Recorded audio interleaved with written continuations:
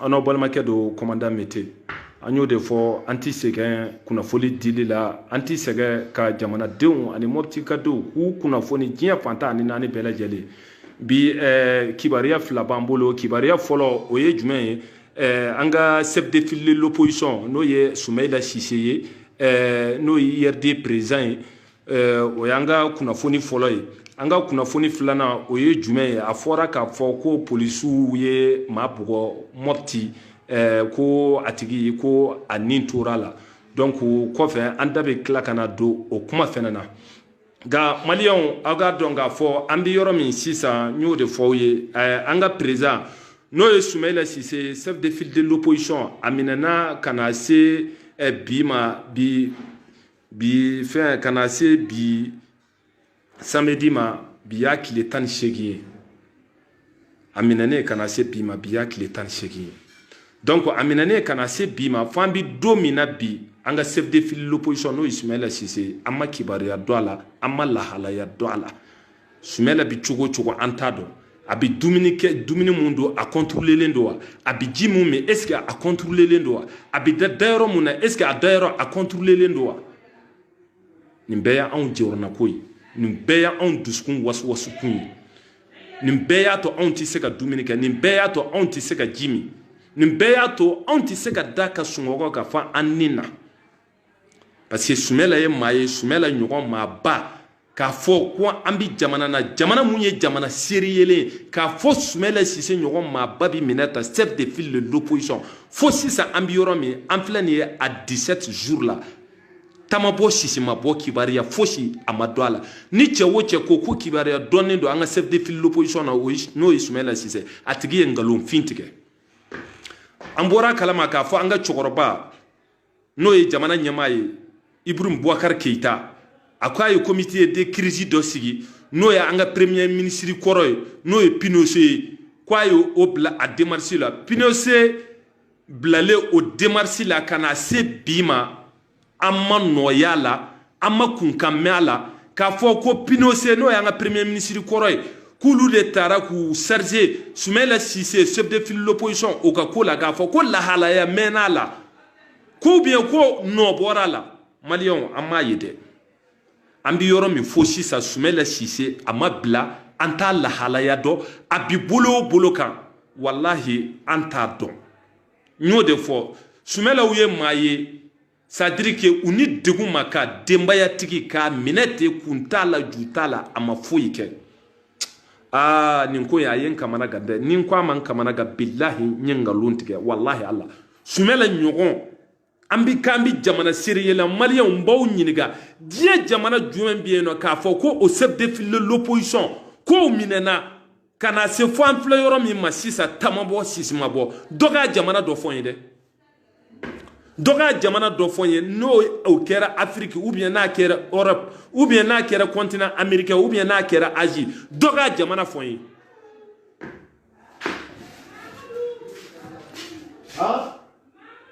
vraiment nin ko ina ko man joro wallahi anyen galontige wallahi Allah jamana chef de file l'opposition ka fo ode minanata mana kola orke au de boira ka fo télé la au de boira ka fo radio la au de boira ka fo ORTM na ko way ko élection bi se ka ke Mali fambe on ni misima ko fambe sécuriser le ko bi se ka ko élection bi se ka ke o kuma kan de la Soumaïla Cissé a willa ka fo abi avion nyini misima mogo bolo ka ta fa dugu kolo ka no nyofunge ka ta dana ya kura ya misima banaka avion de Soumaïla Cissé ma Soumaïla Cissé era de klala ka warbo ayera kuna tuguni ka avion loué ka ta nyofunke ka ta dana ya kura ya lila France ko kulu ka drone biano France ko kulu ka appareil biano hal ni bi duguma kolo jukoro de appareil bi détecter ka naniye nyo de fongo ya l'autre appareil ko yenga loué wa force étranger julibi Mali la ya Malien ni kamana kan koyi ni jigilatige koyi ni koyi comme abi ma bali billahi ka dumine ke ni koyi comme abi ma bali ka daka sunoko jamana chef de file l'opposition nyo de fongo ibeka amba nyese de ma antanya si ma flamade ambanye si de ma iniga gouvernement bele jere Boubou Cissé an b'a ɲɛsin aw de ma Sumɛlɛ Sise bi yɔrɔ yɔrɔ a ye taa Sumɛlɛ bɔ ka na billahi an ta ɲɛsin cɛ ma an ta ɲɛsin maa 3 ma an ta ɲɛsin maa 10 ma an b'a ɲɛsin aw de ma IBK i n'i ka gouvernement Boubou Cissé a ye taa Sumɛlɛ Sise ɲini ka na n'a ye a ye taa Sumɛlɛ ɲini ka na di maliyɛn denw ma a ye taa Sumɛlɛ ɲini ka na di jamana kɔnɔ denw ma k'u b'a fɛ k'u ka chef de file l'opposition ye n'o ye Sumɛlɛ Sise ye aw de bɔra k'a fɔ élection bɛ se ka kɛ o de la Sumɛlɛ taara o n'aw ma bɔ k'a fɔ Sumɛlɛ kun tɛ taa o a taara laban cogo di o fɛnɛ non ala an bɛ ala fo dɛ an bɛ ala fo ka ala barikada hali bi bamananw ko ten ko saraka bɔdon t'a minɛ don ye Sumɛlɛ ninnu bɛ minɛ don min na billahi marifa de kɛra k'u arroser n ko Bali ye garde corps sɔrɔ a kan na de a kan Bali y'a sɔrɔ a kan de la yarɔ n'i ye marifa kɔni kɛ ka mɔgɔ kɔni arroser n'a ye i ma maa bɔ maa la o kɔrɔ maa bi ɲɔgɔn fɛ i b'a fɛ k'u bɛɛ de faga ka an nana mun ye Sumɛlɛ n'a ka délégation minnu minɛna olu bilala u mago t'olu la o bɛɛ b'a dɔn k'a fɔ u mago bɛ maa min na u mago bɛ Sumɛlɛ de la n'o tɛ minɛni kɛlen u ma taa fan kelen fɛ o u kɛlen ka Sumɛlɛ n'a ka délégation minɛ u ma taa n'u ye fan kelen fɛ dɛ est-ce que mɔgɔ minnu bilala u b'a dɔn Mali gouvernement b'a dɔn u bilala cogo min na u t'a dɔn u bilala cogo min na u ye Sumɛlɛw minɛ u taara ni Sumɛlɛ ye a damana u taara n'a ka délégation ye a damana donc IBK an bɛ mun f'i ye sans délai an mago b'an ka président la n'o ye chef de file l'opposition ye Sumɛlɛ Sise an mago bɛ Sumɛlɛ la an b'a fɛ ka Sumɛlɛ ye Sumɛlɛ ka famille b'a fɛ k'a ye Sumɛlɛ furumuso ɲuman n'o ye madame Cissé ye a b'a fɛ k'a ye a yɛrɛ filɛ nin ye ɲɔfunke Sumɛlɛ minɛna ka na se bi ma billahi a filɛ ɲɔfunke a ko a ti avion ta ka na Bamakɔ fo ale furukɛ bɛrɛ a k'o ye a yɛrɛ kɛrɛfɛ n'o ye Sumɛlɛ Cissé ye an bɛ dugawu kɛ se bɛ ala de ye ala an b'an dama kasi la an y'an ka jɔnni de ye an b'an dama kasi la an ka président ala k'a ɲuman don an bolo an ka président ala k'a ɲuman s'an ma n'a bɛ s'an ma a k'a sɔrɔ baasi foyi t'a la n'a bɛ s'an ma a k'a sɔrɔ kɛnɛya b'a la n'a bɛ s'an ma a k'a sɔrɔ basigi b'a farikolo la a n'a hakili la vraiment nin y'anw jɔrɔna ko ye bi nin y'anw miirina ko ye bi nin ye maliyɛnden bɛɛ jɔrɔna ko ye bi billahi Allah kayikaw k'olu ka chef de file l'opposition u m'a ye u ɲɛna kulukorokow k'u ka chef de file l'opposition u m'a ye Segu bi ten Mopti bi ten Gao bi ten Tɔnbukutu bi ten donc an b'o yɔrɔ bila an bɛ bɔ o yɔrɔ kɔnɔ an bɛ taa yɔrɔ jumɛn an b'an kun da Mopti kan parce que an y'o de fɔ an ko l'information à la source ka yala ka taa kunnafoni sɛgɛsɛgɛ f'a sun kɔrɔ k'a ta k'a di jamana kɔnɔdenw ma ani Mopti ka denw ma diɲɛ fantan ani naani bɛɛ lajɛlen ne yɛrɛ ti Mopti n bɛ faaba kɔnɔna na n bɔra Mopti depuis vendredi don depuis jeudi plutôt kana Bamako yan nɔ donc kibaruya ye n sɔrɔ yan na k'a fɔ ko polisiw ye dɔ bugɔ an balimakɛ n'o ye Ali Sangare ko fo ka a nin to a la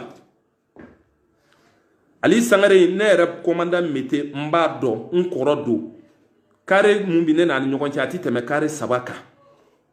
Ali Sangare muso filatigi don den 6 b'a bolo a sigiyɔrɔ bɛnnen don Mopti bugufe ma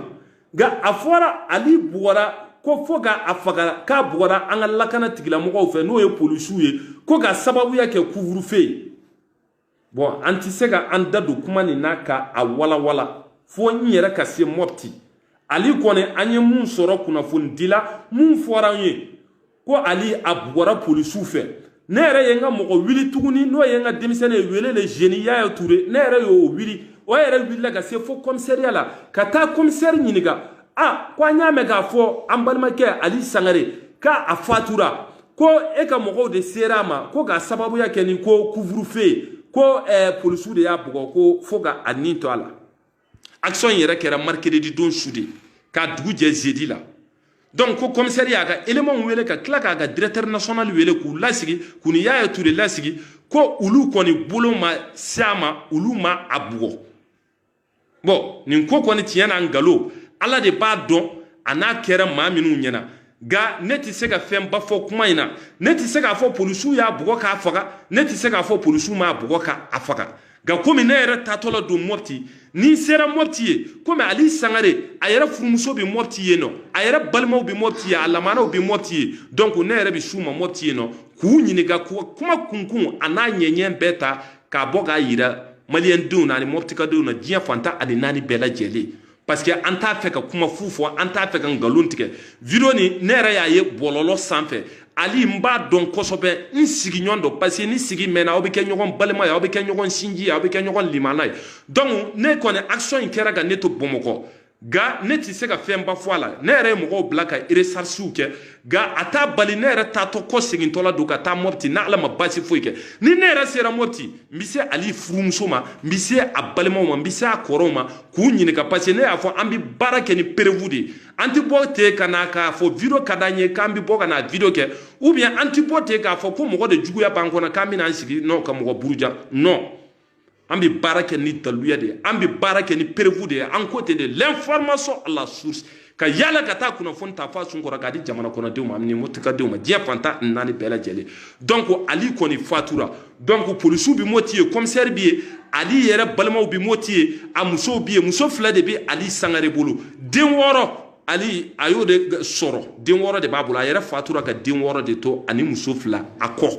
mbe ali do kosobe ali fle ne kofela de la ne ka so kofela de la bugufe la donc ne re sera yeno mbisi ali balema na furumuso ma ku nyiniga ale ni mami dalen bala ko prevu bibolo ko uya bugo ibina amba ko sege fois dan ni polisu yo ke kun kama ubino okun fois anyana parce que ulu blala de kata mopti ka deun ni la kisi ulu blala de kata mopti ka deun lakana na fora ko coronavirus ko aywa ko femina na tabo ala mun yera ga juguni coronavirus ambe ala de ala ga ankiso made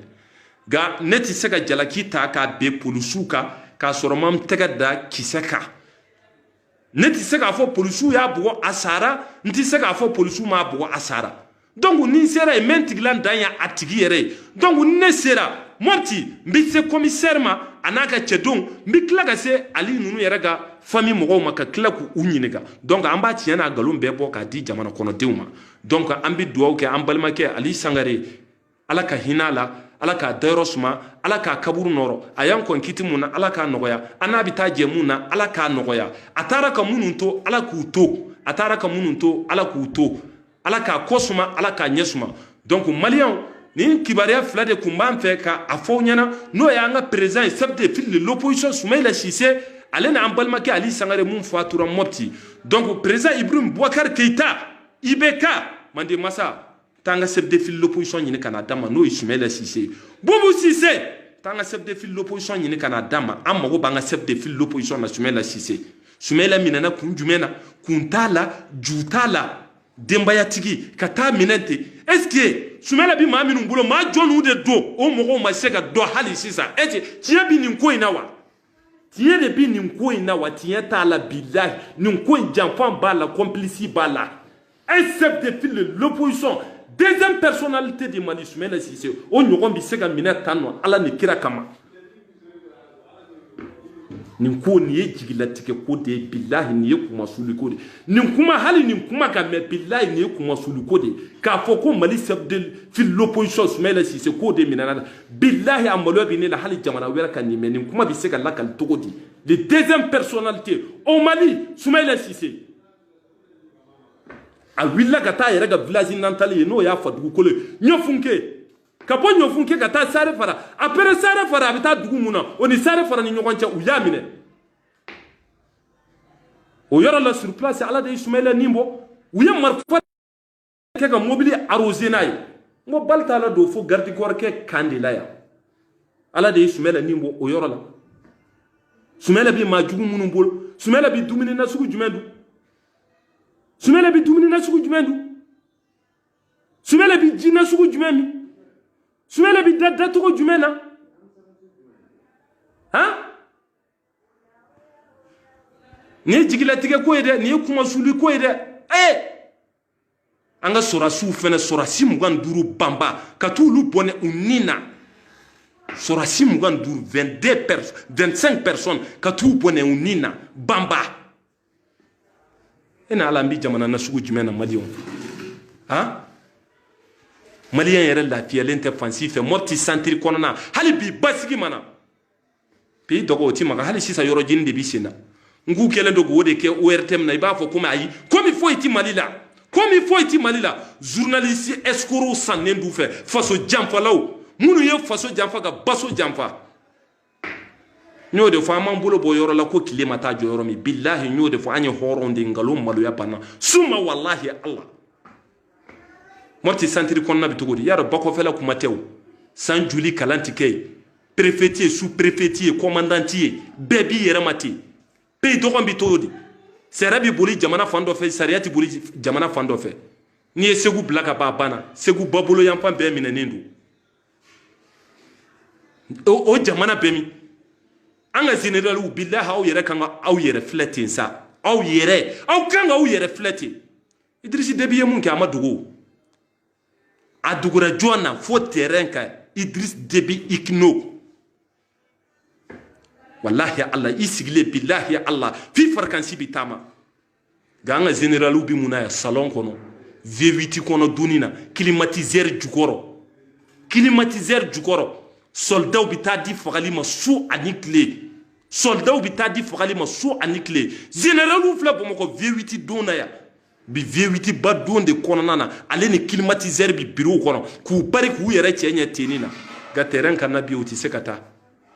bi malien bi molo hali ki kun korata jamana ko fe ka fo ko ni malien bi molo bi billahi mali ko ka fo ka le malien ni kunya fo ne suye ko mali bi keta billahi Allah suuti dala kuma te nyana mama muso ye accouchement ke gitoron sanfe mopti santri konnana jamana fam bendara kilindo iba fo foi est-ce que sini ou bien sini ngena ma bina ga bon mopti santri konna yam fam fe ko ni doni kela yo ou bien ni kalankela bayewa ni ya me jamana jumendu sene bakamara jago moni kala ni siti kanga ke mopti santri konna nana wulumso ga wulu kalo kononto mi kanga ke fuyu su anikle mopti santri konna nyodo fo billahi joli de bibo 24 heures sur 24 heures matin et midi soir mopti santri konna donc malien ninde kumban fe ka fowye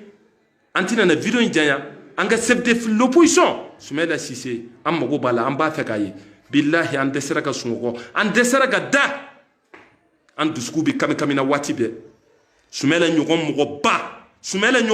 ba ko de mineta mali kona iba fo foy make teblen darame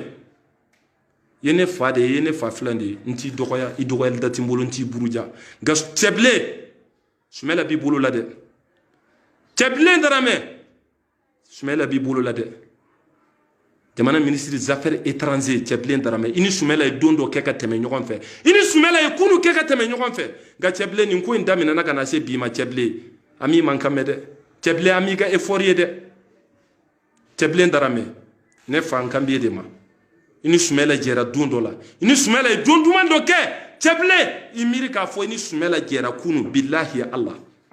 yere dagawili ibadenke Soumaïla wode bi bolola bamantu bolo maminundo adonente Soumaïla billahi la hala anta don esi Soumaïla bi si to muna afarkolo bi sega permite wa beba do Soumaïla nunu ye manna sugu muni Soumaïla bi si yoromi abisi sonyuma de kono wa abisi dibi de la wa abisi dia de kono wa abisi tout de kono wa jomba don ni alate Allah anyan jigi ki yeda billahi Allah wallahi maliyam madilika fem ye diyan fara lahara ko de yira lalna wallahi kata 2013 fo sisa maliyam yere de ma here ya nyena maliyam yere de ma here soro on dirait il va faut gouvernemental on kuna on dirait il va faut présentant on kuna wallahi Allah un pays sérieux e bi sega nim famu to de Allah kama jamana chef de file l'opposition ko minata mana kola dembayati chef de famille amami amabo amofoike kata biaka ka mina kata na fosi sa ambiyorom o kibariya mado fosi sa ambiyorom o la halaya mado fosi sa ambiyorom o bi bolo minka abi bolo nyuma de kanwa abi bolo jugu de kanwa ma sisi make alaika don ko président ba ankuna Ibrahim Boubacar Keita e dum bora ka fo ko élection bi ke se ka ke Mali fambe ko yoro sécuriser o de la Soumaïla tara nyofunke kata ka bi ta dana ya kura ya utara ka tamine fo sisan fere ambi yoromi aw ye effort jumene ke Pinochet premier ministre koro ke ere ko nyamgo ye ere blala ko demarche la sadiri no jumen bo ko ina etale ani biche Pinochet ambi nyini ka ye demarche jumen de ke résultat jumen de ko ina parce que malien antina nan sigita ga fo ambi nin ko filatande sungalo minana akera benyana ya sungalo nyona président tribunal aminana akera benyana sungalo ye manyuma to ko na sugu be fo sungalo ye fen na sugu beke mali gouvernement y'a kɛ ko mais a m'a mɛn sunkalo laban taara kɛ cogo di sunkalo laban ma taa bɔnani na a ma kɛ su ye o ma kɛ mali kɔnɔ yan sunkalo ɲɔnɔ président tribunal u y'a minɛ a bɔra k'i da kasi video la diɲɛ bɛɛ y'a ye mali bɛɛ y'a ye diɲɛ bɛɛ b'a ye a bɛ taa bɔ mun kalama sunkalo ma taa sa u bolo wa sunkalo ma taa sa u bolo wa gouvernement ye an dalen t'aw la bi an dalen t'aw la sini a y'a kɛ ala ni kira de kama kuranɛ bonya n'a barika kama a ye taa Sumɛlɛ Sise ɲini ka na n'a ye c'est défi de l'opposition nin ko in tiɲɛ t'a la Sumɛlɛ ɲɔgɔn bɛ se ka minɛ tan cogo di deuxième personnalité au Mali c'est défi de l'opposition i b'a fɔ foyi ma kɛ aw sigilen don o tuma an ka parti politique aw bi min an ka parti politique n b'aw ɲininka bamananw ko ten nɔ ko ni kungo jeni ma ban tɔn man ka taa tɔn sanga fɔ dɛ Sumɛlɛ minɛna cogo min bilahi bɛɛ k'a bila i kɔnɔ ten i bɛ se ka minɛ ten Sumɛlɛ minɛna cogo min bɛɛ k'a bila i kɔnɔ ten i bɛ se ka minɛ ten ni kungo jeni ma ban tɔn tɛ taa tɔn sanga fɔ dɛ le Umaru Mariko aw bi min le Moribo Sidibe aw bi min Cɛbilen Darame i bi min Musa Mara i bi min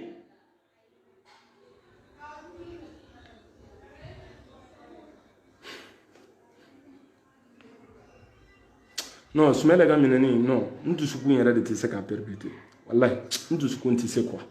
n tɛ se ka kɛ fe wallahi Allah jamana seri yɛlɛ na non n tɛ se ka kɛ c'est de fil de l'opposition ko de minɛ ta manamana ko batara ko de minɛ ta i b'a fɔ foyi ma kɛ u sigilen don k'u bolo fila dɔw sen kan o tuma o Sumɛlɛ minɛna bi y'a tile 17 ye jumɛn de kɛra effort jumɛn de kɛra effort jumɛn de kɛra il faut que an ka tiɲɛ fɔ ɲɔgɔn ye maliyɛnw il faut que an ka hakili fara ɲɔgɔn kan il faut que an k'an sigi an ka jateminɛ kɛ an ka kɔlɔsili kɛ il faut que an ka mobiliser rapidement ka kɛ kuru ye ka kɛ jɛkulu ye pour que ka se k'an tɛgɛ da an ka chef de file l'opposition kan n'o ye Sumɛlɛ Sise ye denbayatigi de minɛnen filɛ kabilatigi de minɛnen filɛ i b'a fɔ foyi ma kɛ jamana ɲɛmɔgɔw sigilen don u ɲɛ b'a la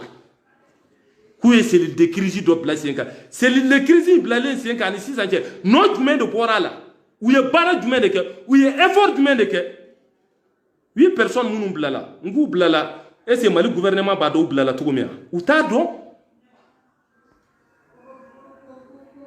Sumɛlɛ ye kɛnɛbaatɔ ye wa kɛnɛbaatɔ tɛ an b'a dɔn est ce que furaw b'a bolo fura minnu a kan k'u ta est ce que o furaw b'a bolo ye wa a b'o furaw lasɔrɔ cogo di Maliyɛnw aw ye wuli dɛ Maliyɛnw aw bɛ diɲɛ fan o fan ne b'aw wele aw ye wuli Maliyɛnw aw bɛ diɲɛ yɔrɔ o yɔrɔ ne b'aw wele aw ye wuli an ka kɛ kulu ye an k'an ka président ɲini n'o ye Sumɛlɛ Sise ye pour que an b'a sɔrɔ an bolo la ka maliden bɛɛ lajɛlen fo maliden bi yɔrɔ o yɔrɔ ka IRD maa bɛɛ lajɛlen fo ka u ka secrétaire général fo n'o ye Garba Yɔrɔ Sama Seku ye Mopti IRD ka secrétaire général Garba Sama Seku an b'a fɔ dan tɛ foli la Sumɛlɛ yɛrɛ minɛnen ka na se Ala kelen ye k'a ɲɔngiri k'a deli sinon an dɛsɛra ka da an ka président ma ye Sumɛlɛ Sise Bluetooth connected Maliyɛnw donc an tɛna na donc on a